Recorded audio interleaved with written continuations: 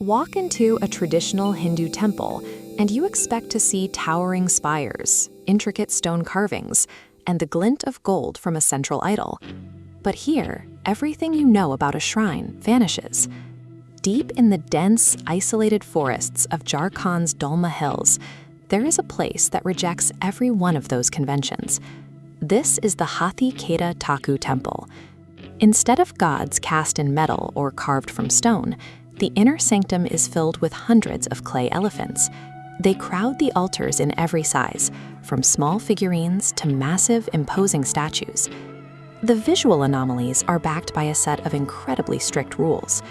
The most severe of these is a total gender-based ban. Women are forbidden from eating the primary holy offering, known as the Prasad. The tradition is absolute.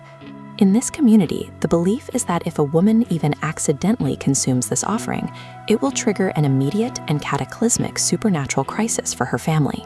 Even for men, the offering is bound by geography. The Prasad cannot be carried away.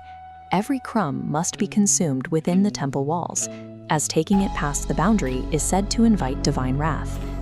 To understand why a temple without a god demands such absolute, uncompromising obedience, we have to look back 300 years to a time when survival in these hills depended on a very different kind of power. 3 centuries ago, these hills were a frontier of total isolation. The rural communities settling here lived at the mercy of the wilderness. Massive, aggressive herds of wild elephants claimed the Dalma Hills long before the first human dwellings were built. For these early settlers, a single herd emerging from the tree line meant total ruin. A season's worth of grain, the community's entire lifeline, could be trampled into the mud in a single night. The violence wasn't limited to the fields. These animals routinely crushed mud and bamboo homes with ease, leading to a constant and gruesome loss of human life. With only primitive tools, the villagers were physically powerless. They could not fight, they could not build walls strong enough to stop the herds, and they could not run. The rigid, unforgiving rules of the temple reflect the high-stakes environment of that era. When survival depends on appeasing a neighbor that can crush your home, every tradition becomes a strict protocol for staying alive. The shrine's name, Hathi Khera, literally translates to driving away elephants. It began not as a place of theology, but as a survival tactic. Since physical combat was impossible, the villagers changed their approach. They began to treat the elephants themselves as the forest's divine guardians, turning a predator into a protector. That shift created the rituals that remain today. Devotees offer coconuts and specifically crafted clay elephants, seeking a spiritual guarantee that their families will be spared from the next wild attack. When a prayer for safety is answered, the community fulfills a vow. They offer the sacrifice of a goat or sheep to ensure the forest spirits remain satisfied and the herds stay back.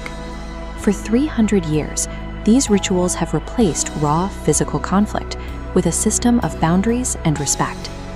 By formalizing their fear into worship, the community turned an unpredictable threat into a predictable neighbor. This chart shows the steady rise in fatal human-elephant encounters across the globe over the last decade.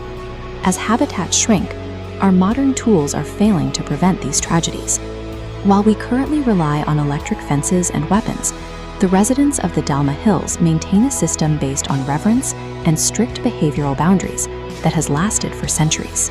If you wish to visit this site, the most active times for rituals are during Makar Sankranti, the month of Chaitra, or on weekly Sundays and Tuesdays. The temple is located near Jamshedpur in Jharkhand. Most travelers arrive via the Tata Nagar railway station, using local transport to reach the base of the hills. Hathi Khera Thakur remains a rare case of human history preserved in clay. It suggests that surviving the wild didn't always require better weapons. It required a different way to share the land.